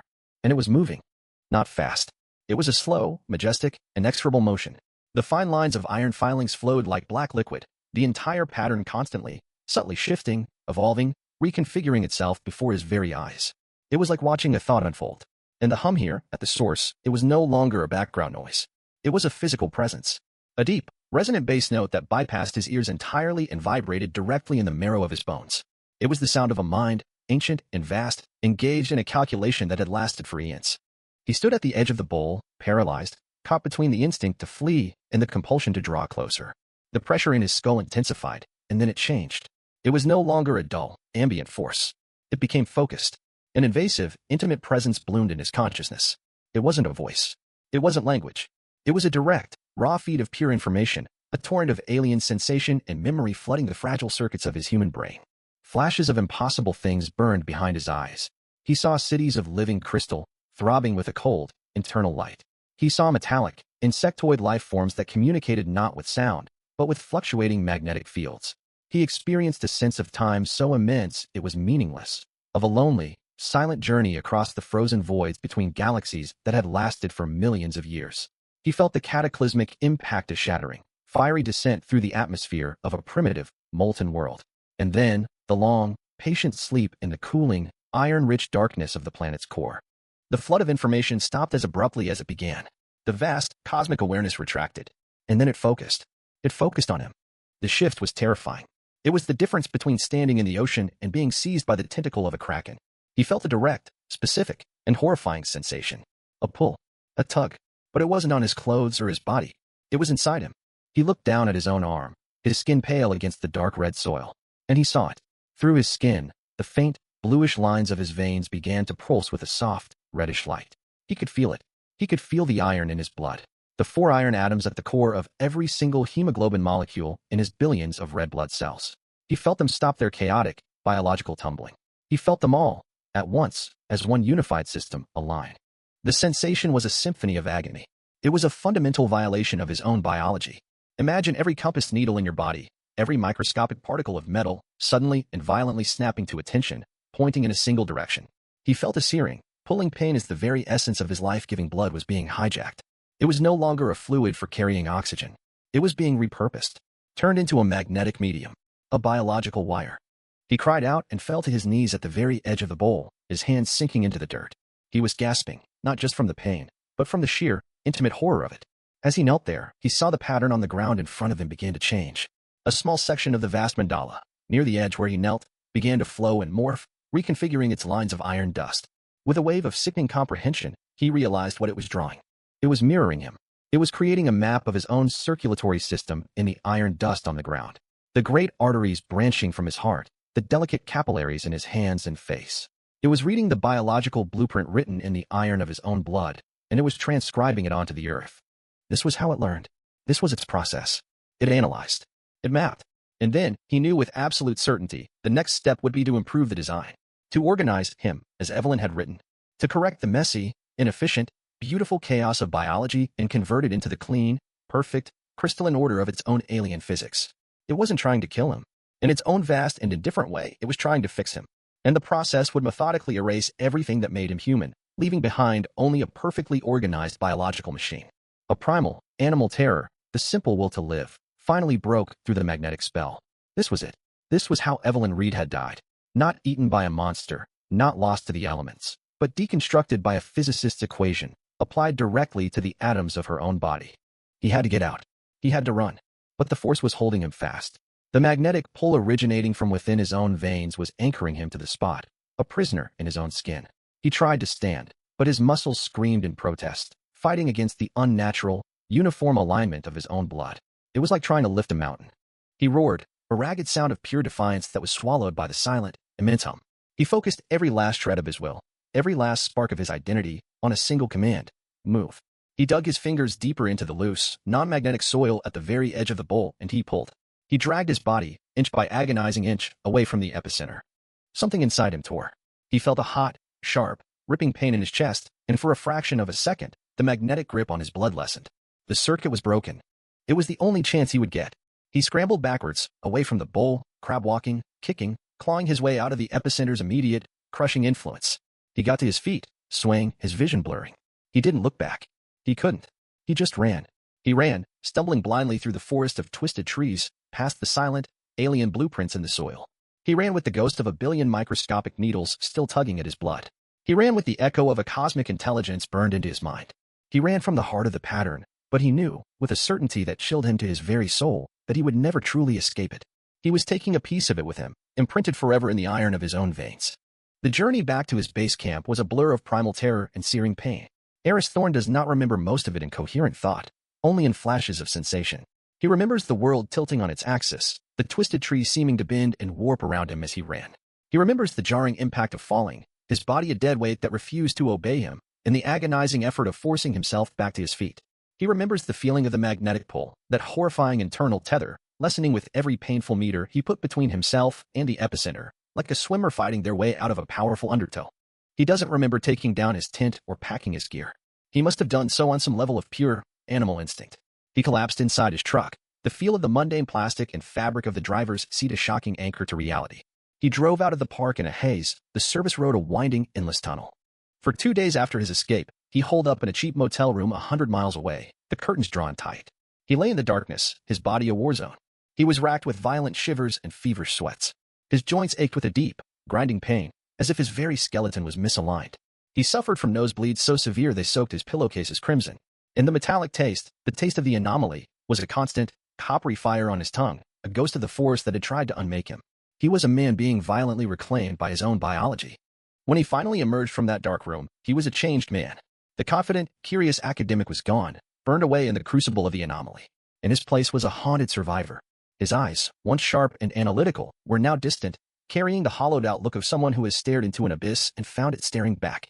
He abandoned his expensive, high-tech equipment. The thought of the electromagnetic fields they generated made him physically nauseous. He bought a simple notepad and a pack of ballpoint pens.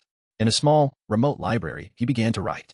He wrote his final report by hand, his script wild and frantic, a chilling echo of Evelyn Reed's desperate scrawl. He documented everything he could remember, the evolving patterns, from the simple spiral to the complex blueprints, the violent destruction of his drone, the discovery of Evelyn's journal, and the horrifying, transcendent experience at the heart of the pattern. It was not a scientific paper. There were no neat conclusions, no peer-reviewed citations. It was a testament, a warning.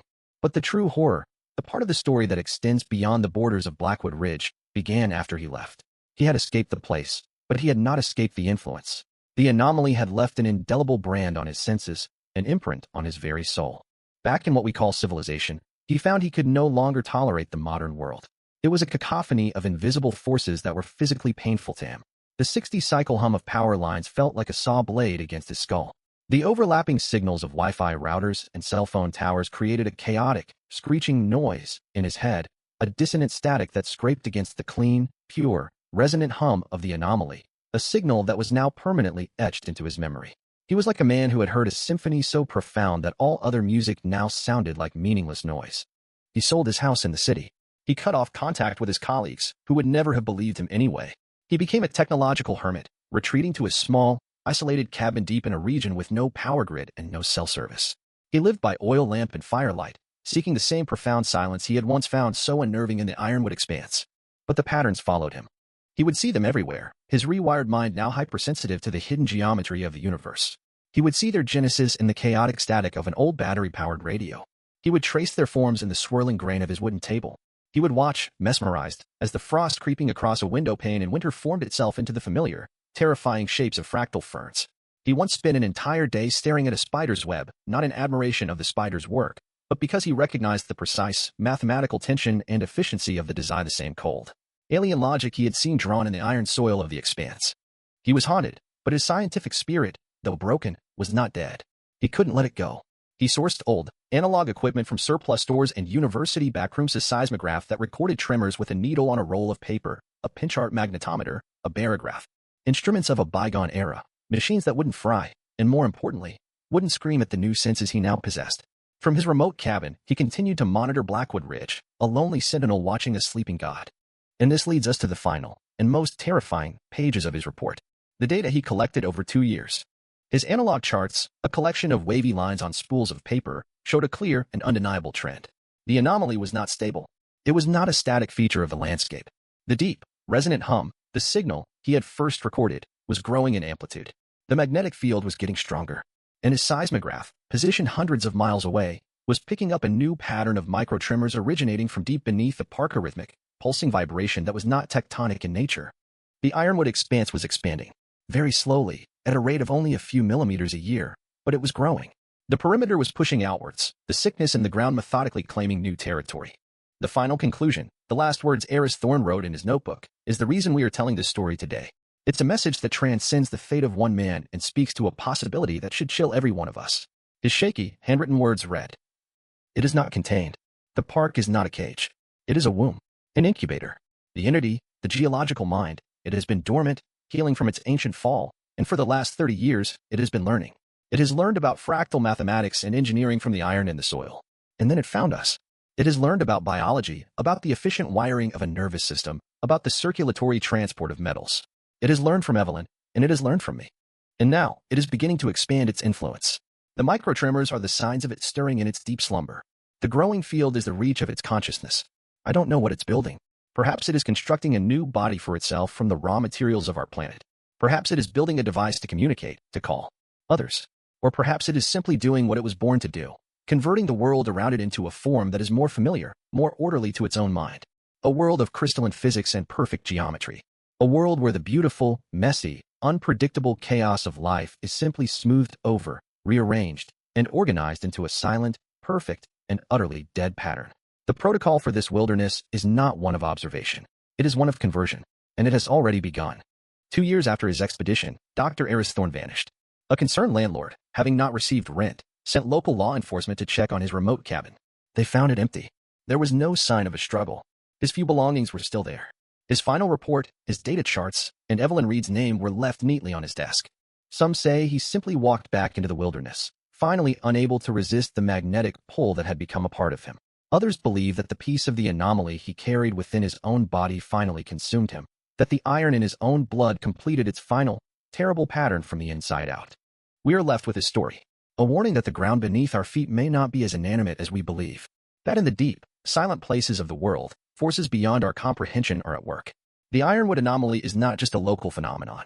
It is a symptom, a single, active data point suggesting a process that could be happening elsewhere, deep beneath the surface of our world, quietly, patiently, arranging the dust. What are these patterns really? A language? A weapon? Or are they simply the first brushstrokes of a cosmic artist, preparing to paint over the messy, vibrant canvas of our world with a vision of its own? We don't have the answers.